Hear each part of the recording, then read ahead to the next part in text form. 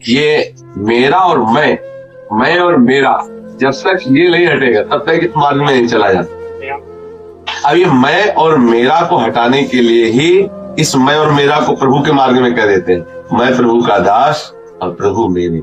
जब ये संबंध हो गया, मैं प्रभु का और प्रभु मेरे, बस साधना बन गई। अगर ये मैं इधर ना लगा तो ये मैं फिर साधना नहीं होने देता। खास भटकाओ ये मैं और मेरा ही। मैं अमुक हूं तो ये पत्नी, पुत्र, परिवार, धन, संपत्ति, ये सब मेरा, यही बंधन है। और मैं प्रभु का दास हूं और प्रभु मेरे, यही मोक्ष का स्वरूप है। अब जितना मन इधर इसमें दे सको उतने इसका लाभ है। पर ये सब कहने सुनने में आएगी, जब तक आप नाम जप नहीं करेंगे तब तक के जीवन में उतरेगा नहीं। एकांत में बैठ करके आधा घंटा ही चले और तन्मयता पूर्वक यदि नाम जपा जाए तो आप देखोगे रोज का रोज जो है उन्नति होगी, आत्मोन्नति। लौकिक उन्नति कोई उन्नति थोड़ी होती है। आप मान लो 1 करोड़ रुपए कमाए और इसके बाद ऐसी कोई घटना घट गई तो 1 करोड़ रुपए किस काम में आपके आएंगे?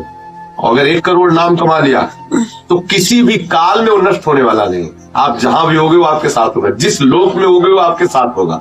और नाम ऐसी अमोघ वस्तु है जो जीव को न जाने कितनी बड़ी विपत्ति से उठाकर सुख में पहुंचा दे। और हमारा दुर्भाग्य है कि नाम में मन नहीं लगेगा और सब कुछ हो जाएगा।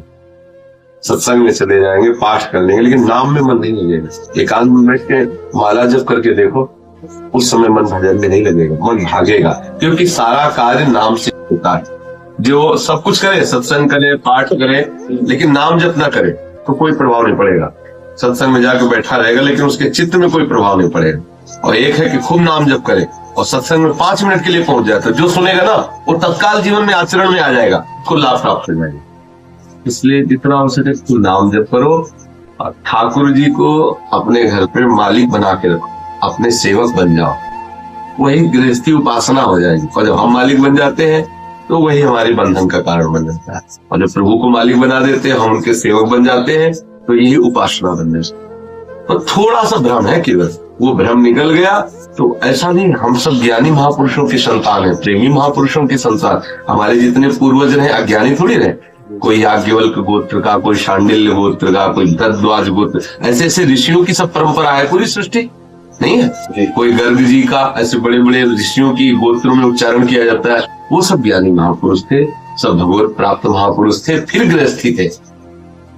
गृहस्थी का मतलब थोड़ी कि हम गृहस्थी में तो हमारा प्रभु से कोई संबंध नहीं। गृहस्थ आश्रम बड़ा आश्रम है, उस आश्रम से ही विरक्त आश्रम का पोषण होता है। देखो संत महात्मा भिक्षा मांगने गृहस्थों के यहाँ जाते, संत महात्मा प्रकट भी तो गृहस्थों के यहाँ ही होते हैं। यदि गृहस्थी में अपने को सेवक मानकर, प्रभु को स्वामी मानकर और भजन करते हुए हर गृहस्थी के कार्य किए जाए तो उसे भगवत प्राप्ति का हेतु होता है।